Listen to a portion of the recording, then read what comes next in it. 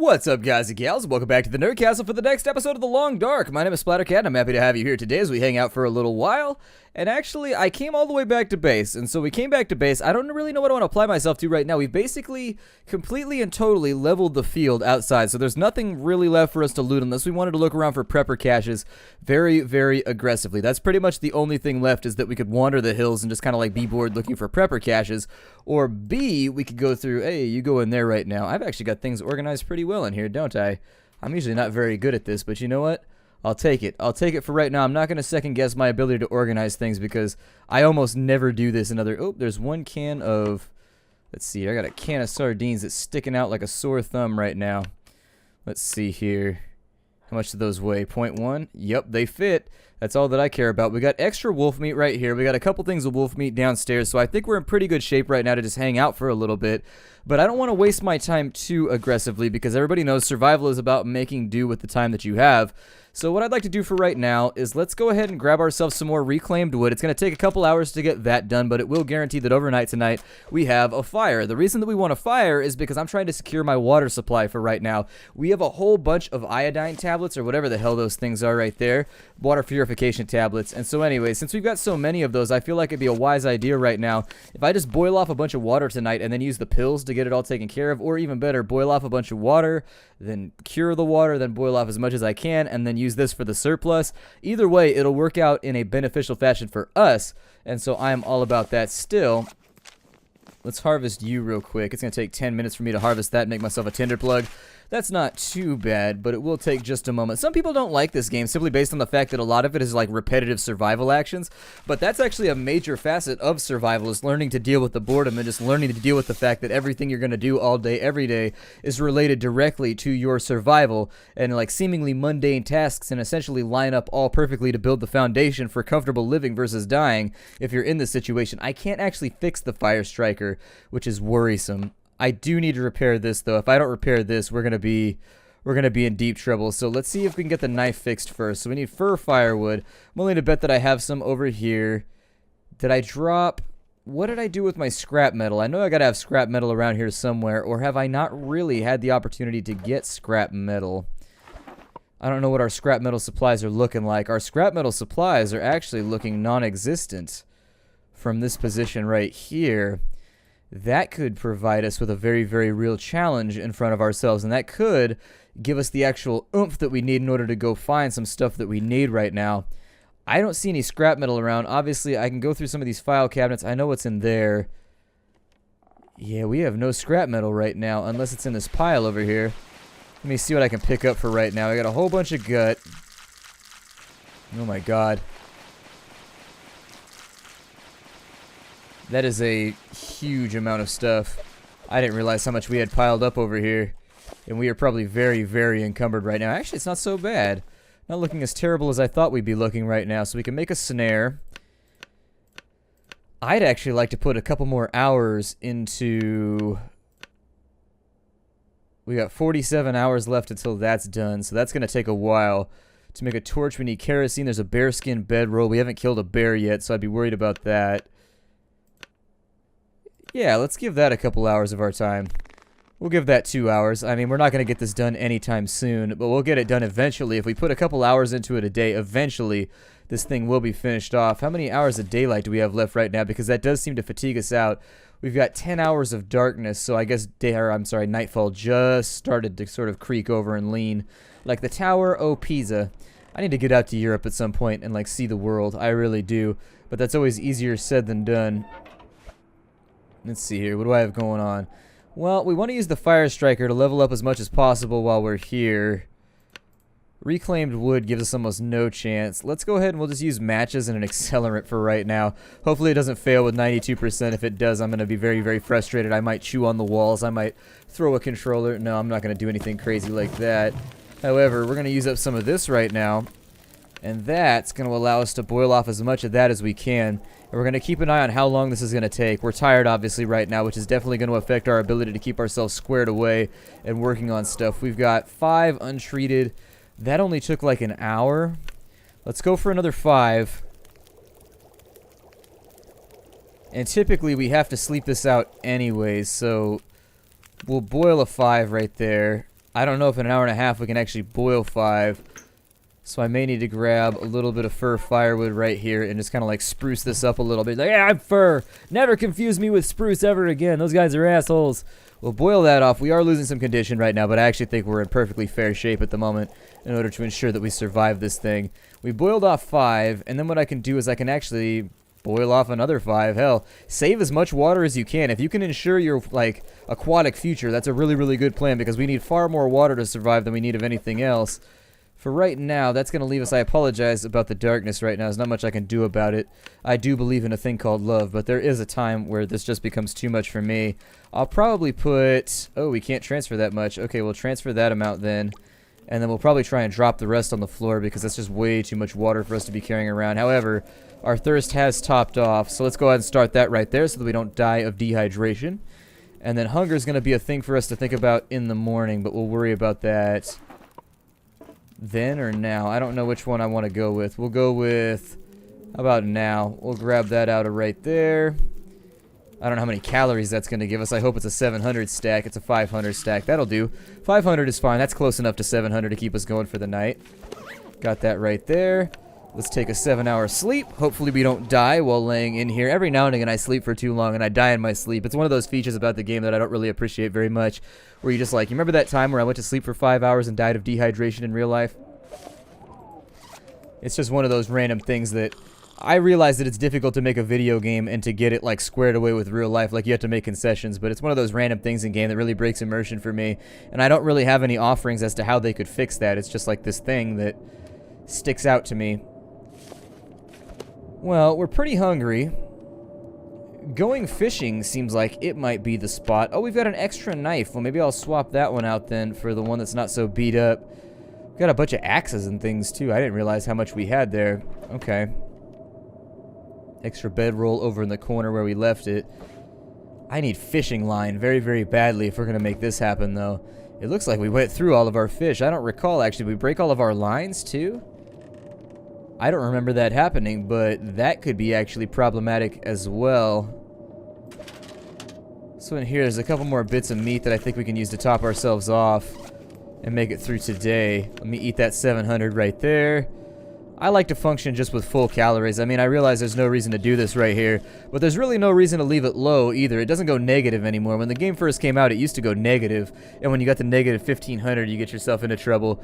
But for right now, this thing's moving along. It's getting there. Clothing warmth bonus from that will be fantastic compared to what we've got right here. An extra 3 degrees out of that whole thing will be a yes sirree Bob type moment for me. God, we need scrap metal really, really badly. I don't think we can actually, forgive me as I adjust my headphones right there. You'll probably hear that coming through on the recording. I don't recall what I did with my fishing line. Oh, there's a hook right there.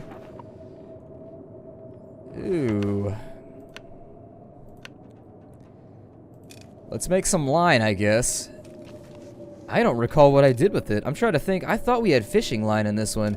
I'm going to make some line out of all this because we got nothing else to do with all the gut. And so I figure I'll make like 6 or 7 spools of line. Maybe like 3 or 4 for right now, but that'll work. I don't know how long that's going to take, but it'll probably take a considerable amount of time. It takes a quarter of an hour, so 15 minutes. Okay. So now that we got 6 line right there, sit down, and I guess we'll make some fishing tackle. I must have broke it all without realizing it. I thought that we had more fishing tackle, though. That actually, I really sincerely thought that we were stocked up. I thought we had 3 or 4 fishing tackles. So, oh, there's some scrap metal right there. I'm going to use that to make hooks. I think it's the only way that we would properly use this for right now.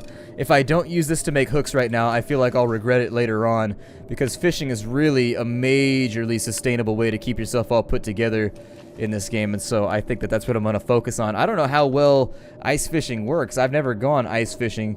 It's not an experience that I've ever gone out and attempted for myself. Wait, what? Am I out of gut right now? I've got to be out of gut then. Okay, well, let's keep working on that then. Get a couple more line in here. You get a line and I'll find a hole. We'll go down to the crawdad hole. That's an old song. They used to play it at this crawdad feed that I used to go to. I don't know who sings it, but it's a song that I remember from my childhood at the crawdad feeds we used to go to.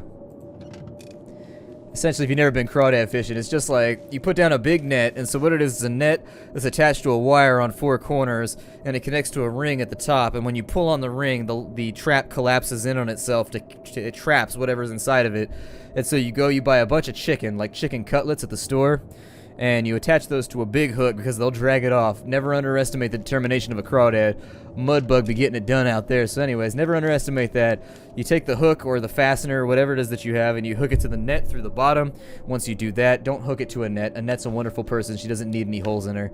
By the way, so how many tackles does that leave us with right now? I'm going to apply myself to gridiron policy here. Okay, so that leaves us with a couple of tackle. I'm going to put some of this... No, I want to access this drawer right here. How much does the drawer hold? 5 kilograms? That's good enough for me. Let's transfer all the gut into there. And I would very much prefer to keep all this inside of there just because it keeps it up and out of the way. I am carrying around a lot of those. There's actually... Those don't weigh as much as I thought they would. Okay, so we'll transfer those on out. That leaves us with a little bit of space for fishing. We might freeze to death. It sounds like we got a storm going right now. We got to go outside and check on the daylight, though, before we'll be sure. But anyways, after you get the chicken affixed to the bottom of the net, you got a gaffing stick. If you don't know what a gaff stick is, ask any fisherman. Essentially, it's just a long stick with a hook on the end. And this actually takes pretty good upper body strength. So if you're trying to get this done, what I would recommend is that you have somebody with good upper body strength do it, or somebody that's trying to build upper body strength. You leave the traps in for about 30 minutes. So by the time you set the last trap, because we used to have about 24 traps, by the time you set the last trap, it was time to walk back to the first trap, and we used to do it in a canal. Oh shit, that scared the hell out of me. Oh my god, I was like, ah, it's a wolf, it's trying to kill me. Oh my god, that scared me right there. Although it does raise the question, what is he running from? Little 8-pointer right there. Well, let's go back inside since we got a storm brewing right now. So there's really no point in being outside. We'll freeze to death faster than we'll get anything done. That means that I'd like to put a couple more hours in. We need the gut, and we're going to need that out. So we'll grab all that. We'll grab all that. Okay. Let's put a couple hours into our coat, shall we? We'll see if that'll clear out the storm here. Put 2.5 into it. We got 6 hours of daylight left. That should leave us with enough time to go fishing. I hope. We're burning calories right now. We're almost down into the 40s with it, which is pretty good. Kind of like the storm's still rocking out there. We may not get an opening. Sometimes it just doesn't work like that. I mean, who can really guess the whims of nature? That's one of the major things you're going to be dealing with in a survival situation, is generally that's what's going to kill you, is the cold or something random going wrong that you have no preparation for, or B, that you have no way to prepare for. Temperature's a little bit higher right now. I say we go out to the first fishing hut out here. Let's chisel a hole in the ice with the knife. We'll see how many fish that we can catch. That'll be our dinner for the night. Ideally, what I'd like to do right now is I would like to get a big front stocking of bass, trout, fish, whatever we can get. And if we can get a lot of them, that means that I can bring that as a food supply with me when we move into the next zone, because the walk is considerable. It will be a walk to remember, although, who was in that? Was that Reese Witherspoon? Who was in A Walk to Remember? I don't remember now. It's been a long-ass time since I've seen that movie. Anyways, God, that's a depressing movie. Let's get on out here. Still, it will be a long walk, so you don't want to underestimate the distance. I've never been further out than the ravine because I wanted to leave it all blind for the playthrough. So hopefully this will be kind of fun once we get out there. It'll be new things that we can see, and we can look around for new locations. Thought I heard movement right there for a moment. I don't think that there is thin ice in the game right now, so I'm not going to worry about that too much. Maybe while we're out here, I may try... Oh, good. Our fatigue's a little bit high, but everything else is looking okay. So I think if we can get a hole in the ice out here, we might end up a little bit tired, but spending the day fishing, it never makes me tired. I don't know, I've never been tired after a day of fishing unless it's mud bugging, but anyways. So yeah, by the time you set the last trap for the mud bugs, the first trap should be ready to go. If you're doing it along a canal or like a creek, you want to go wide because they can see you. They have great peripheral vision, and so you want to watch out for that because the mud bugs will see you and they will evacuate the trap. And if they evacuate the trap, that means that they're not going to be in it when you pull it up off the bottom, and so you want to break their eye line. They're scavenging fish, so there it is. Let's go for 4 hours of fishing right here. See what we can get done. Hopefully we bring out a whole bunch of them. I hope we don't break a lot of lines either. Oh, it's not looking good. Okay, white fish. Come on. White fish.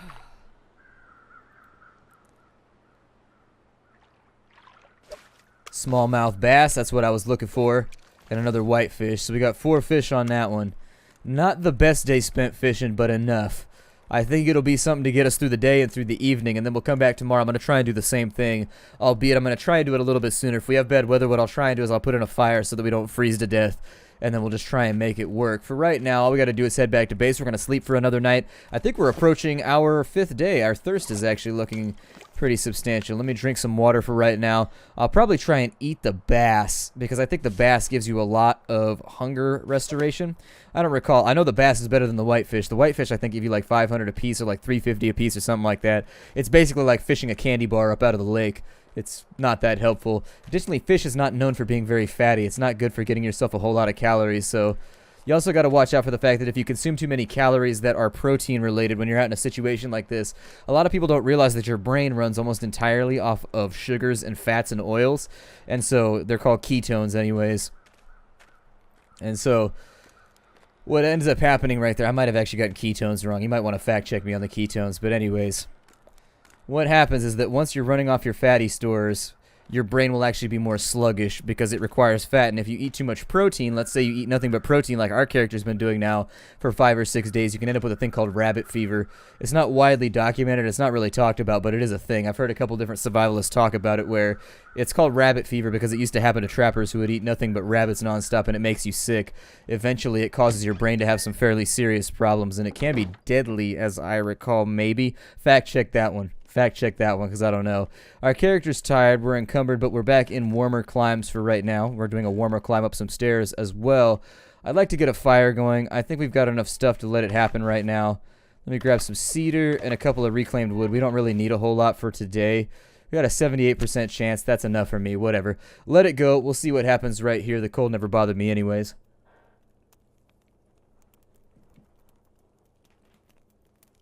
While we sit here, though, I mean, I don't know. Starting a fire from scratch is one of those rudimentary things that if you've got matches and you've got tinder, I don't understand how our character struggles with it so much. Still, mudbugging and crawdad feeds, that's one of the big things. Fry them up in some, well, not fry them, boil them up in some cayenne pepper and some other stuff.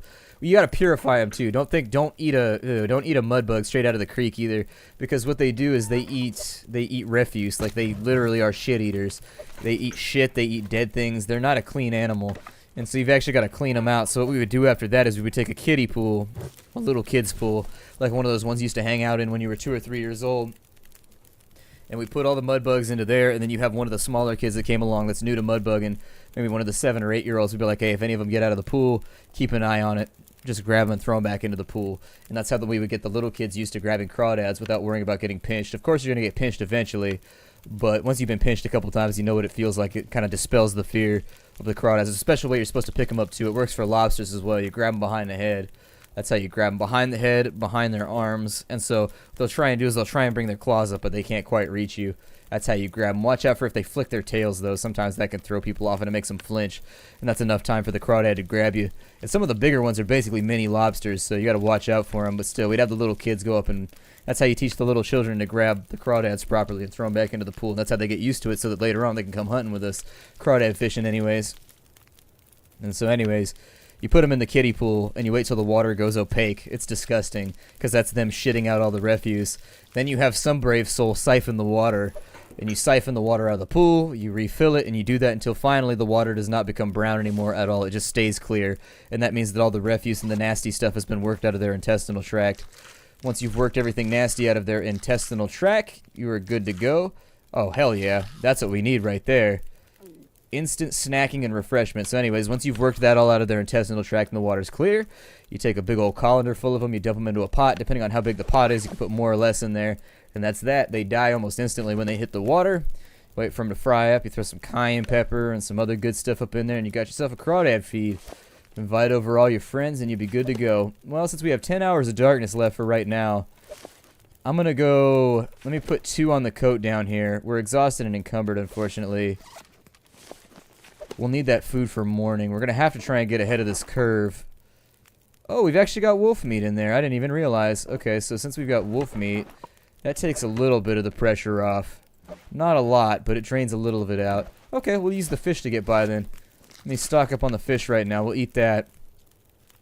That'll get our calories up. And since we got the wolf meat, I'll try and eat that tomorrow, and we'll go back in. Let me get 8 hours of rest right now. That should be good enough to get our exhaustion all nice and dispelled. That'll get the upper cap retained on our encumbrance meter so that we're not limping around sort of just like woundedly.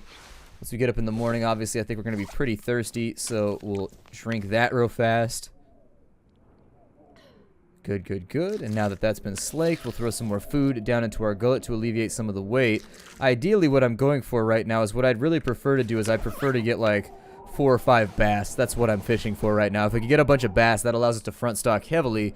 And then when we go out to the next zone, we just bring a couple bass with us so that we don't starve to death. A little bit of water. Also bring firewood with you in case you need to make an emergency shelter. Just, it might have to happen. Just saying, as a precaution. We'll eat that very quickly. That should take us back up and over where we need to be. We've got enough line left to go. A little bit of weight stocked up, but I think it'll be all right for right now. Let's get back out there and we'll do some more fishing. We're thirsty? I thought I just drank. Oh well. We'll try and get it taken care of for right now. There we go. Let's know that the water's all nice and taken care of. Let me stow away some of this extra equipment in here. Got a little bit of space left, and I'm carrying around a whole bunch of line with me. I actually need to make a list, like in my head, of the things that I have in these varying locations so that I can actually put them where they go. Throw all the line in there, and then the sewing kit can go in too. Not going to need that for right now, so it's just like extra stuff that we're carrying around that doesn't necessarily need to be in our backpack taking up volume. A couple more things in here. We're probably going to have to run some repairs pretty soon on a lot of this stuff too. But we'll cross that bridge when we get to it. Today's fishing day. Yeah, that's how you do a crawdad feed. I don't know if people, I mean, I know down in Louisiana, people do that kind of stuff, and I don't know if people do that across the entire United States. The guy that I used to do it with, his family was from Louisiana, and this is the same guy. He was actually, his family's Finnish, but his wife is from Louisiana. He enjoyed mud bugging like crazy. He loved mud bugging. That was one of his favorite things to go out and do. You just hang out for the day. We get a big box of donuts, like a thing of beer, a thing of sodas for the kids, and then you just hang out and mud bug the entire morning. Get up maybe at 4:30 or 5 in the morning. Go out and get you a couple thousand mud bugs. We fill up probably 4 or 5 big coolers with them, 4 or 5 Colemans. Truck them all back in. Spend the rest of the day cleaning them out, getting them ready for dinner, and then you just have a party that night. Invite everybody in the neighborhood over, kind of like a mini block party. Build up those social bonds between people who don't necessarily know each other, because here in the United States, most people don't even know their neighbors. As far as I know, I mean, that's how it is where I live for sure. I don't know my neighbors, and I want to know my neighbors. It's one of those things where it's just like, you know, whatever. I mean, if I run into you in the hallway outside the door, I'll say something like, hey, how's it going? Just to keep it from being awkward. But realistically, how fast is our coal going up right now? Pretty quickly. It's minus 12. Let's give it an hour, and we'll kind of just see what happens right here. See how much that affects us. Yeah, it's skunked. Yeah, it's skunked right there. Skunked, son. All right, well, we'll go for a 2. We'll probably lose condition pretty quickly right here, unless it decides to get warmer. Some whitefish right there. Not a bad pull. Not a bad pull at all. Smallmouth bass off that 2 hours right there. Cold's sitting a little bit high right now, and I'm hoping the temperature will recover because we're not looking real good. I mean, I guess we could. Let's grab that right there. How's that sound? Got a little bit of time left. That shouldn't take too long, but that'll allow us to make a fire behind us while we fish this out. I don't know if we'll be able to get it lit. That's the other half of the equation, but hell. We get it lit. We do have a fire starter with us, so if this fails, I'll try it with the fire starter. That'll allow us to get a little bit of condition back while we sit out here fishing. For this should give us another 3 hours or so. It'll give us a little bit of cover from the storm. So we don't have to worry about freezing to death because I was planning on this being an all-day fishing trip. But yeah, people don't really know their neighbors out here. If you live out in a rural area, I assume you know all your neighbors and whatnot just because you interact with them a little bit more because they're the only people you know. But there we go. Got that thing started up. Fire starting skills looking good. Throw the fur. I don't know what that noise was right there. I don't know how many hours of daylight we have left, but should probably sort it out. Break that bastard open real quick. So how much did I have on this? We got 2 hours. Alright, let's go for 2 hours then. It's odd that we're still losing condition on that one. Obviously, if we can just catch a bunch of whitefish, that'd make me happy, but I'm really looking for smallmouth out here. How many whitefish do we get? We got 5 whitefish of varying sizes. Enough whitefish for a day. And then we could put the bass around for another day. Got 14 minutes left over here. I don't know, you got time to fry one up? I don't know if we got time or not. We'll find out, I guess.